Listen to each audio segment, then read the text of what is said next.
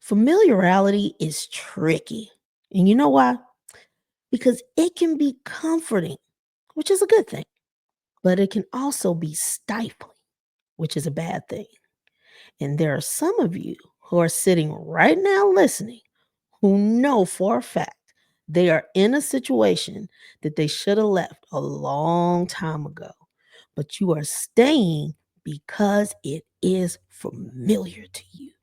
Yeah, stepping on toes today. So I don't care. Take your shoes off, put your toes out. I'm stomping on them today. Let's get into it, y'all.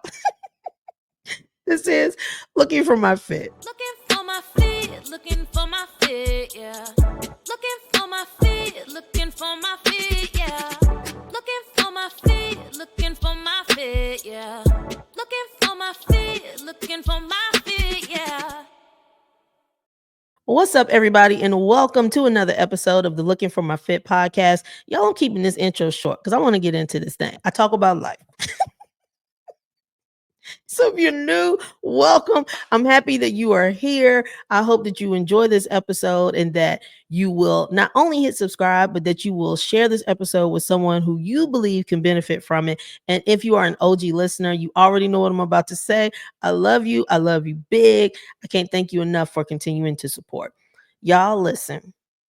One of the biggest mistakes I've made in my life, time and time again, I wish I could say I learned from the first time that something happened. It has taken me a few times. I will overstay my welcome in spaces that I know I have no business being in anymore. And it is all based off the fact that the space that I'm in feels familiar. It is a tricky thing. I said this at the beginning. Familiarity is not bad. When I go to my favorite coffee shop, I love that things are familiar to me. I love that when I order my caramel latte with oat milk, that it's going to taste the same every time. But you know what else I love? That when I walk in, that they say, "Hey, Jamaica." I love that familiarity. I love that when I get up on Saturday mornings, it's coming back that I can get up, place my order for my coffee, walk across the street, pick it up with my familiar faces greeting me in the morning, and then walk down to the farmer's market and hit up the places I always hit up. There is a farm that comes out there that I get some baked goods from. There's some people who put pickles out there. I go to the pickle stand. And if my homeboy is out there with these little mini fried donuts, I'm getting some. Okay. Those things are familiar to me. I know where I'm going. I know what I am looking for. There is nothing wrong with familiarity in that sense. It feels good to go places and see familiar faces and to be able to navigate a space well. Nothing wrong with that. However, there are times when familiarity will put you in a chokehold and have you staying in a space that you know you are miserable in, but you don't want to leave it because it requires you to start over. Been there, done that, lived that. And I really put forth my best effort now not to allow myself to sit in situations that I know aren't good for me just because I'm used to it. Let's not get comfortable in chaos. And let's not be okay functioning in foolishness. Let's normalize being in situations that are not stifling us. Now, I have to admit, part of this episode is based off the fact that I'm watching some of y'all that I know for a fact live in these situations day after day, week after week, month after month, year after year. And I know you're not happy in it. How do I know? Because you told me. You told me you weren't happy. Okay. You told me this was not where you wanted to be. You have told me that you were overworked and underpaid. You told me that you've been disrespected. You told me that your work-life balance is non-existent. You're going home, you're giving your family crumbs. You're waking up miserable thinking about going to work. You're exhausted, but you keep staying at the same job. Now listen again, trenches, preaching from the trenches. I'm not preaching from a pedestal. Just saying, been there, done that. Now, I'm not naive to the fact that running out and getting another job is not something that's just like that easy. There's lots of competition out there now. I know that even with Indeed and LinkedIn, that it can be tough. But on the flip side, some of you are sitting in these situations, you don't even have a LinkedIn profile. You've never created an account on Indeed. You don't even search for other job openings. But you sit and you complain about how you're feeling, about how tired you are, and how sick of things you are, but you're literally doing nothing to change the situation. And you know why? It's familiar. You don't want to leave. You like the thought of leaving, but when it comes to putting action to those thoughts, you're not going to do it because that means you'll have to go somewhere else and you'll have to start over. And the thought of that scares you. And I'm not just talking about jobs, I'm talking about friendships. Listen, again, let me say this. Over the years, I have met a lot of people, and I'm grateful to say that a lot of people feel comfortable coming and talking to me about things that are going on in their lives because they know that I'm not going to put their business in the streets.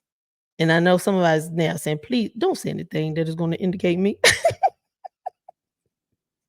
And I won't do that. I'm not going to do that. But some of the things that I end up hearing and seeing, different people, same scenario. Some of you are in friendships with people who do not want anything good for you. They're your friend, but when something good happened to them, you got to be mindful about how you tell them because they might get jealous. Mm. They quick to hop on the phone with you, gossip about something, but won't hop on the phone to tell you congratulations. Whoop. They don't mind calling you when they need you, but if you just want to kick it and talk, they're nowhere to be found. They'll call you when you can be beneficial to them, but when it comes to just hanging out and having a good time, they forget your number. Mm.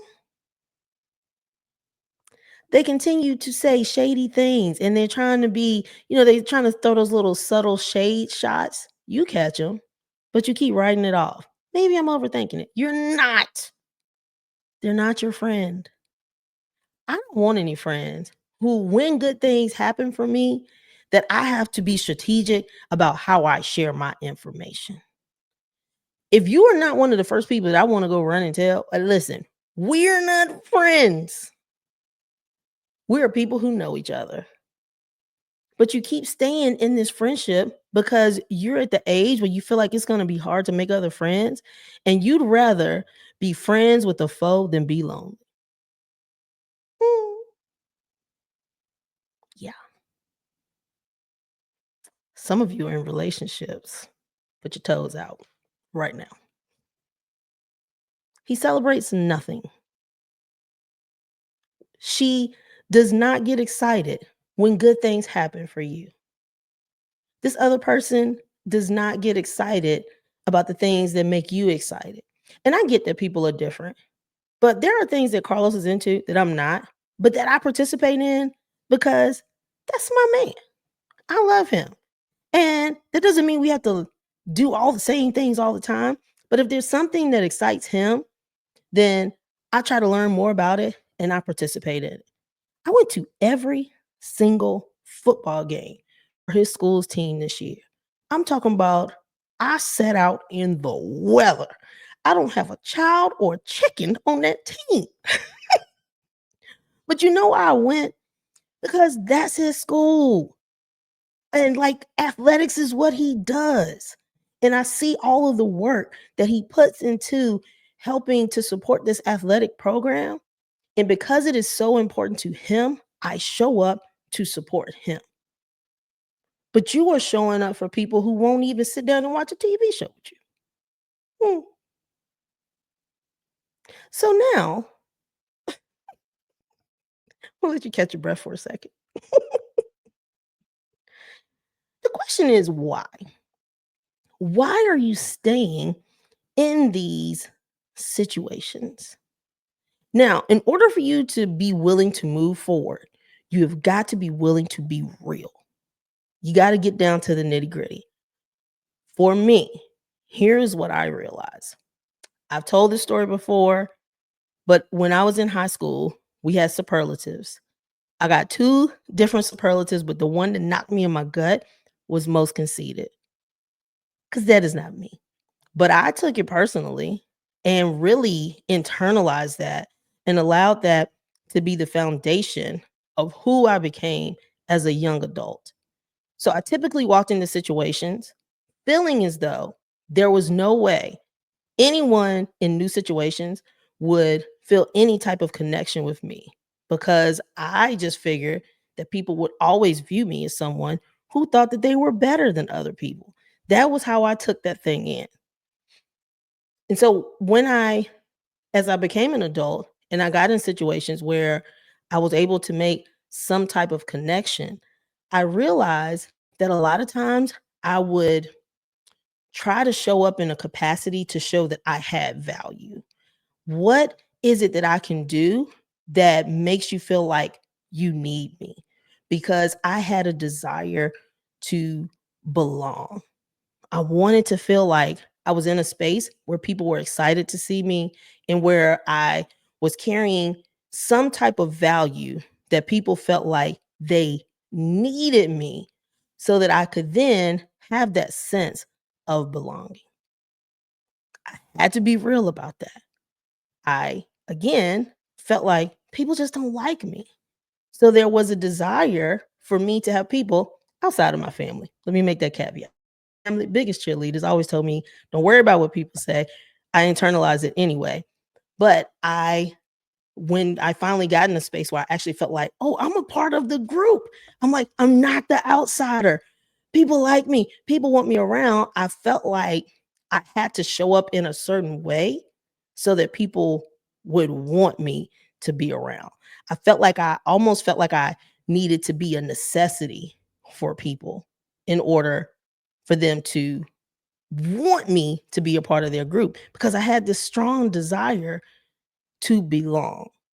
Now, I've learned along the way, I'm good just as I am. Honey, take me, leave me. Now, I'm going to show up for you. I'm going to be positive because that's just who I am naturally. I'm going to cheer you on. I'm gonna, but now I'm at that point where I'm like, I like you, but I don't need you. So, but listen, people come and go. To let people go and to move on about my business. So now you have to ask yourself this question. Why are you staying at this job? Now, here's what I'm going to say. Again, I get that just walking out here and finding a job is not something easy, but you're complaining about a job that you can't stand, and you're not even taking the opportunity to even look to see if there is anything else out there. You could absolutely go to a place, excuse me, that has somebody who's at the top, who is respectful, who has respect for your personal time, who wants you to leave work at work, who won't try to belittle you, who isn't trying to rig the game and have you doing all the work while they sit at the top and twiddle their thumbs. But you don't know because you won't look. Now, teachers, I love you, but this is from experience. I've seen so many teachers stay at the same school who refuse to leave and try anything else. They've had a million administrators come through, so many different kids. They're staying in this one building. So I've been here for 15 years. Well, you shouldn't, because you're miserable. And every day you talking about how miserable you are. But you will not even put in for a position at another school to see if maybe, just maybe, that small change could. Again, I speak of what I know. So, teachers, I love you. But I cannot tell you the number of times that I've had conversations with educators who are miserable. And I get that it's hard, but what I'm saying is people will come to me and talk to me about how miserable they are early, making 0 steps to making any type of change. So, asking yourself, what is it that is keeping me here?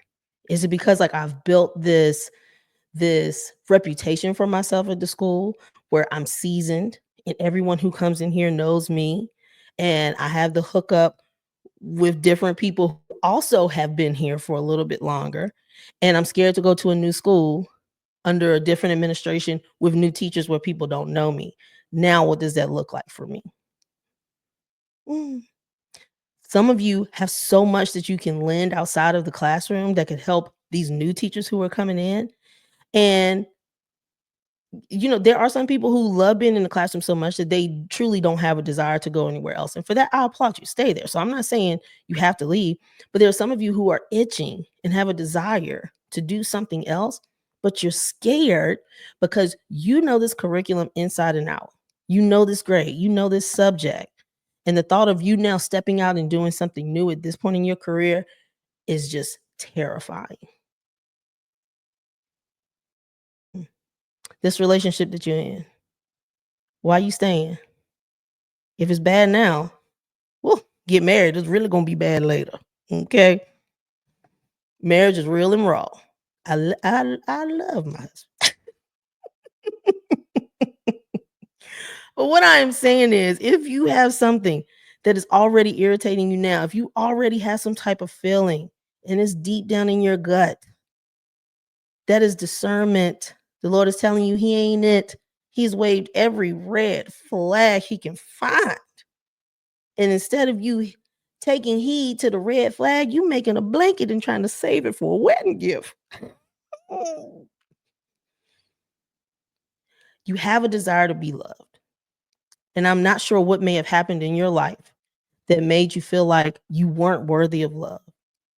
But this attention that this person is giving you has somehow kind of sort of filled a void for you that's making you stick around for somebody who really doesn't love you, wasting your time.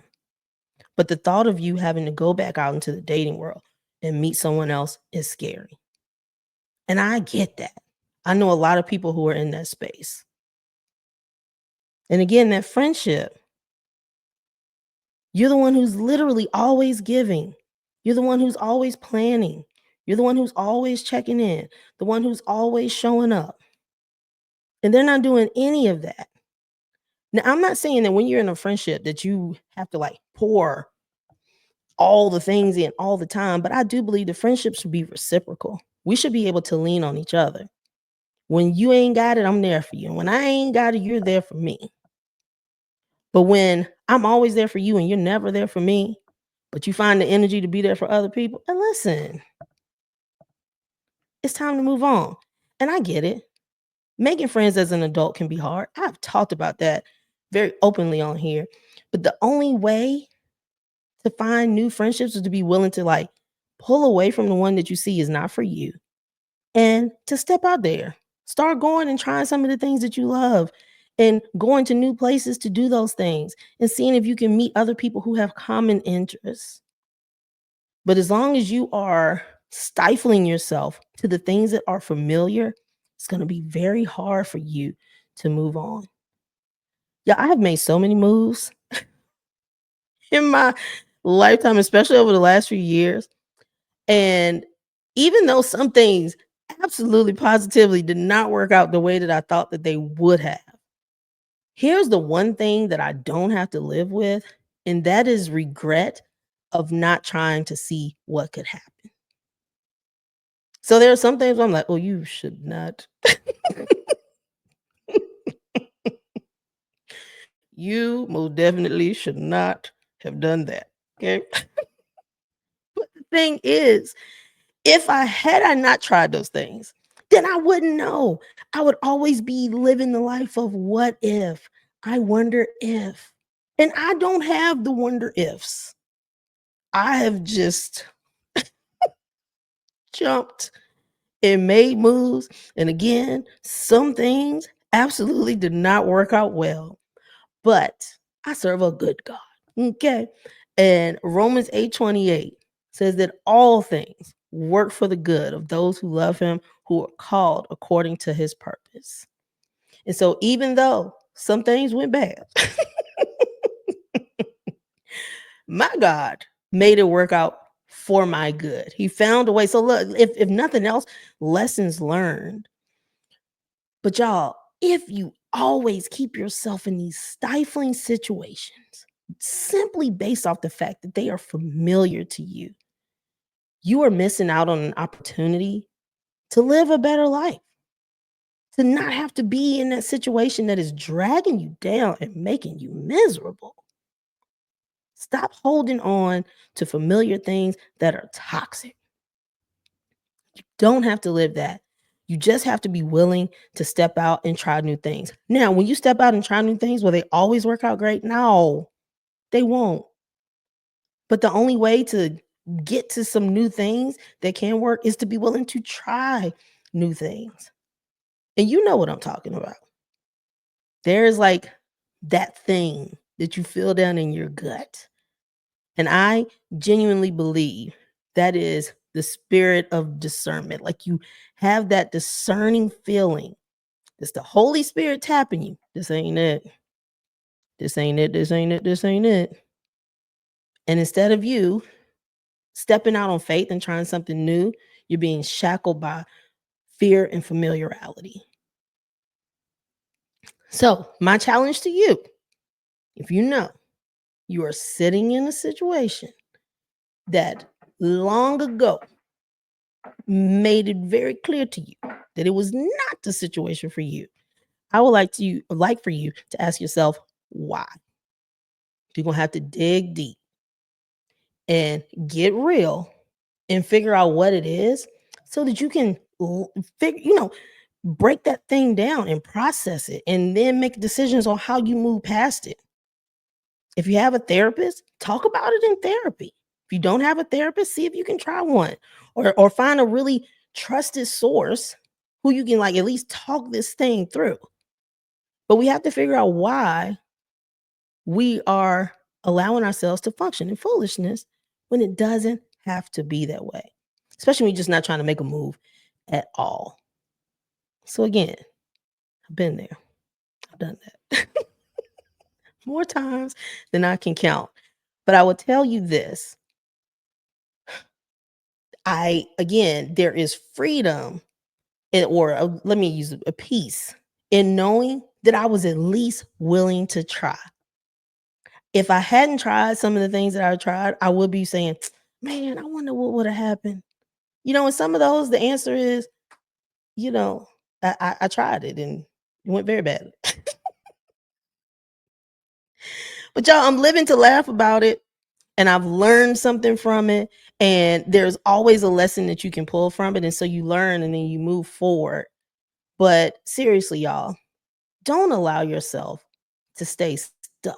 Because also in addition to that, there I personally feel that's when like anxiety starts to creep in because you're constantly living this life with this constant feeling of wanting to do more, needing to do something different, wanting to do something different, but just simply being scared to try.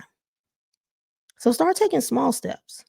You don't like your job? I ain't say you gotta quit. Don't You got bills to pay, and it is high out here, and eggs are not cheap. But start looking on Indeed. Update your LinkedIn profile. Use ChatGPT to up your resume game. Had somebody named Ashley who showed me like the ins and outs of ChatGPT. Man, I've been passing it forward. Update your resume. Update your LinkedIn. Like start taking some steps. I'm not saying you got to go and quit your job, but start having conversations and looking at different opportunities that you can pursue. You don't know. And sometimes it's not even about like leaving a job. There may be a passion that you can pursue outside of that. Something that brings you joy, something that you do enjoy. So sometimes it's not even about cutting something out, it's about adding something in. Friendships failing you, Go find the things that you enjoy doing. Look some stuff up. Get on Instagram. They're always posting reminders about events. Be willing to go to an event alone and see if you can meet some new people and find some people who enjoy the things that you enjoy and that you may meet up with starting out every Tuesday, whatever that thing is. I see this person every Tuesday. And then eventually you end up striking up a conversation. You realize you have more in common. You make a decision to go and hang out at another time, or even we start following each other on Instagram, and now we're checking in to see if the other person is going to show up. And the next thing you know, we're sending countless numbers of memes to each other, and now we're friends. And maybe, just maybe, God has a person out here that you're supposed to be with, and He would love to put them in your hand, but you're too busy holding on to the wrong person. So maybe what you need is some time alone so that you can really see who it is that you are and really think about the characteristics that you would like in a mate so that you can start actively and consciously pursuing people who have those characteristics instead of just accepting anyone who comes your way because you want to be loved. Doesn't have to be that way. So let's do some soul searching this weekend and next week. Let's spend some quiet time with ourselves and with the good Lord. I'm telling you, even if you don't know Him, you're like, I don't even know how to do this thing. Just start talking. You can even start like that. It doesn't have to be all proper and thee, thou, and oh, gracious and mighty. I'd be like, hey, Lord. I had a conversation with Him today. Father, I really do not know what to do.